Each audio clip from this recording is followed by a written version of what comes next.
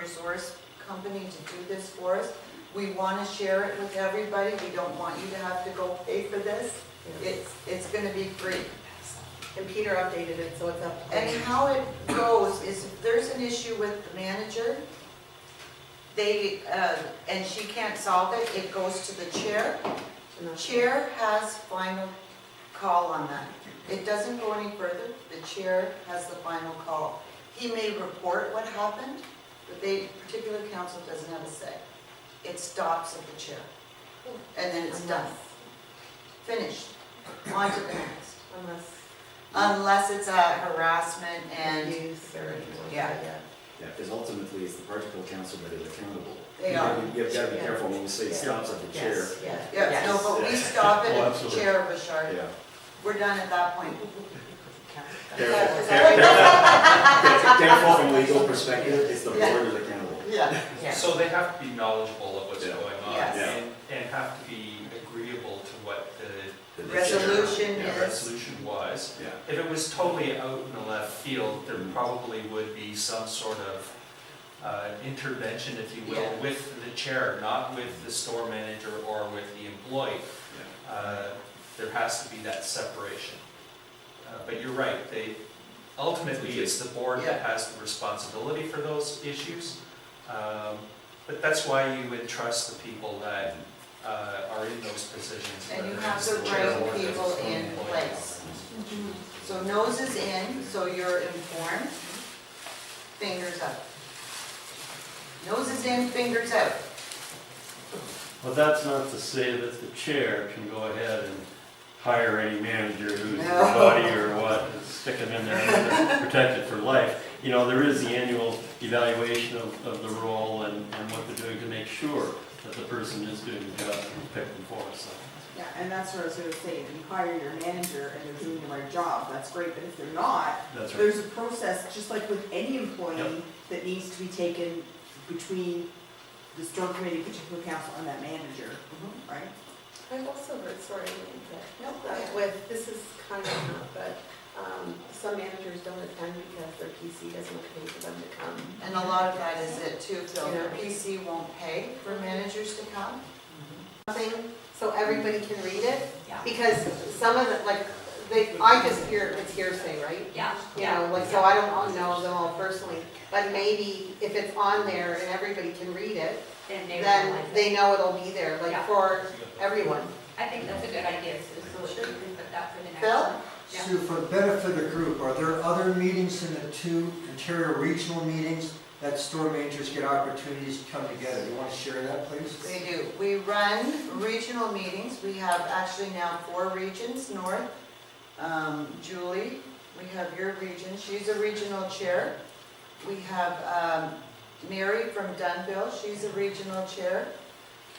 Who's our other one? Angela had made a regional chair. Oh, and actually Sandra Kidd up in Balcarron is our regional chair.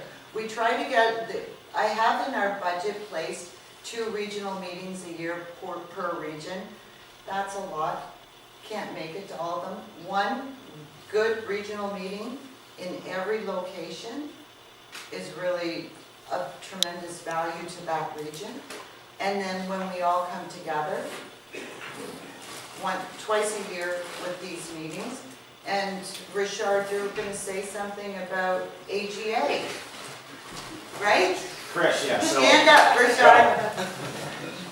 we're talking about the importance of stores and executive directors and managers and so on. Yay! Yeah. But the same way, from an Ontario perspective, I'm trying to also set up one at the AGA at a national level.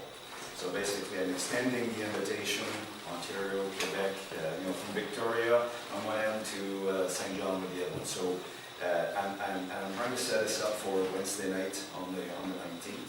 Okay, so the invitation has been sent out. So obviously, it's the opportunity to also exchange and share the same type of topics that are surfacing. What is it that you see here versus there? The collaboration. Is there material that we can leverage? There are best practices out there. I mean, ultimately, that's how we built upon each other to actually ultimately prevent duplication of work or parallel work from being done. Richard is a wonderful addition And a real source for our managers meeting, like the information was wonderful, right? Guido? So, as you know, in Hamden, Political Council, our stores, we had a bit of a change of Kerfuffle. direction a couple of years ago. And with a new manager coming in, when that happened, we've had we have the same staff that we've always had. The staff hasn't changed. However, with a new manager, there was all kinds of bitching and complaining. So it finally got to me, and what we instituted is two things. Number one, we instituted a 6-month review with the employees, not their performance, just a 6-month review to sit down with them and listen to whatever complaints they have. In addition, the very first time we met in that session, we also instituted what we call a communications/comments binder. In that binder, it's set up such that any complaint they get from anybody we help, somebody we sold something to, something they see that they need changed in the store or around the store, anything to bitch about has to go into that book. So when we meet again in that 6-month, at the next 6-month level, we say, okay, is there anything you'd like to talk about? Oh yeah, is it in the book? Some of them, it's yes, others no. So well, if it's not in the book, we cannot discuss it. So is your manager there, Guido? The manager's always there, always sits in with us. Does Always. any manager want to refer to how that plays out? Guido, if they write in the book, do they have to sign their name? Yes, they Good. must. Yep. They must sign, and you know what? We deal with it right away. We had fire extinguisher problem was brought up. The next day it was corrected.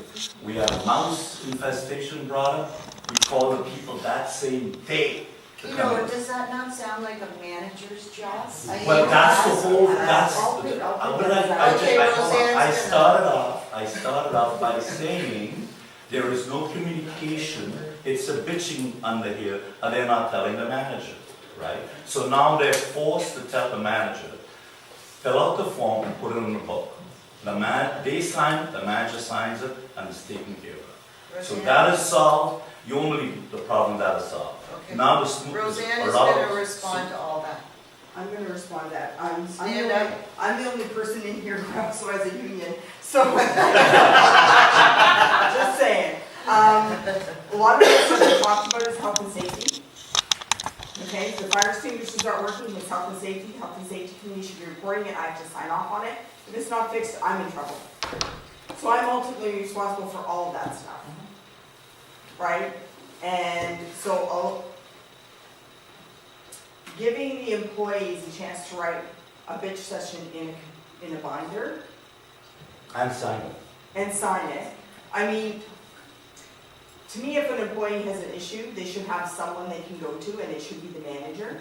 If they cannot solve it with the manager, right? Hold on. Then- Excuse me, the Yeah. question is not that they can't solve it with the manager. The question is, they report it to the manager, sign off on it, and it's dealt with. It's not that there's no communication with the manager. We're forcing the communication with the manager, and it's been recognized by both the manager and the employee. Okay, so then why do you then have to go back and look at the binder? The what? Then why do you need to go back and look at the binder? It's put in the binder so that we have a record of it. Yeah, but you It was- said that you guys meet and then discuss the stuff in the binder. No, what I said was, Yeah, you when we did. You meet, did say I I that. say that. said, when we meet, they come up with something new, we say, is it in the binder? We do not review the binders. Okay, Is it in the binder, which meant, did you talk to the manager? Yeah. If the answer is no, then we say, sit down with the manager after we're finished today and put it in the binder. So the binder is a record. When I worked, I was an engineer, plant engineer. Every little thing like that that happened, we had to have a record of it, no matter whether it was safety or not. It had to be recorded, because you know what?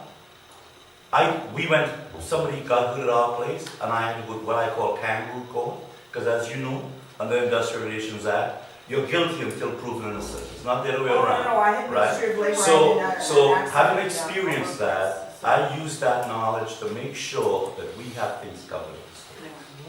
So what is discussed at the 6-month meeting? Yeah.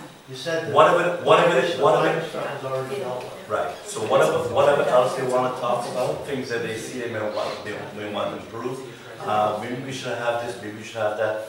So we just give them a chance to re-express if they haven't expressed it yet, that's all. Okay. It's made it a lot smoother I'm just operation. gonna quickly say that after we had our little kerfuffle, I'll call it, we also all took governance training, which really helped on establishing the roles of everybody all the way down.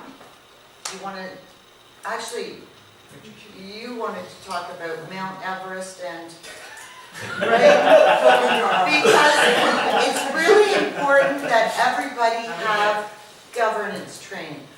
And we were all looking to Richard for guidance, and he explained it was some kind of freaking mountains. That made sense. A lot of it, what you're talking about, is actually an awareness in many times. I mean, it's not, I mean, yeah, there are some stories of, well, people have their own agenda and stuff like that, but in a lot of cases, it's basically awareness. And what I was describing in terms of knowledge, I know that it's a marathon in front of us and how we're actually going to be handling this. And it's also uphill. The only thing that I don't know is, are we actually climbing Mount Kilimanjaro or Mount Everest? Yeah, that's it. But the key points, and Jonathan and I have been discussing this quite a bit, and if you've read the Vincent Paul from December, in terms of training, in terms of formation and so on, there's really 4 pillars that we're basically going after. The first one is we're looking at what is the basic training that an Ascension has. And we've got a fair amount of material. There's some updating that needs to occur. The second area is around leadership. You know, understanding your role in the overall structure as a board member, stuff like that. And 2 weeks ago I was at the AGA in Quebec City, and you know, someone stands up, I'm a new president, and you know, there's some material on the national website. So in Quebec City they have training material. And then I take the podium and I said, you know, there's always stories of individuals that actually go to the washroom and they come back and they've been elected as president. You're laughing because it's true. So now that's a reality. We're not necessarily going to change this fairly quickly. Okay, so what is the material that we have to develop to actually help these conference presidents or particular council presidents, so on, to properly understand the responsibility? So that's the second pillar. The third pillar, and Claude Bédard, incoming president, is very, very focused on that, is extending our spiritual formation aspect. So we're actually going to be extending some material. But the fourth pillar is special works. And this is why this is very important, because when we, I mean, a lot of people outside, when you talk about Society of St. Vincent de Paul, the first reaction, oh, the stores. I mean, number of times I've heard that statement. So people in the stores are part of the society, and what is the material that they need to also be a good, to provide that good image of the society. So these are the 4 pillars we're working on. Here we're talking a lot about the leadership, the second pillar, and that's very important.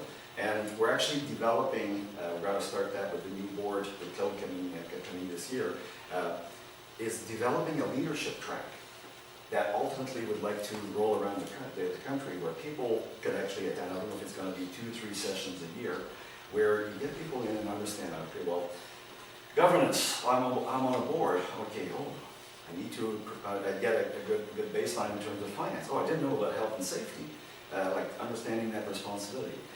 Understanding basic rules and procedure in regards to running a meeting. You know, if there's nothing worse than, you know, someone goes to a meeting and says, that's an hour I want to recover in my life. But if you have a good, effective meeting, people are going to come out and say, hey, that was good, we achieved this, we achieved that. So these are the types of items from a leadership track perspective that we're working on. Phil, you had a question? Long time ago, I forgot about it.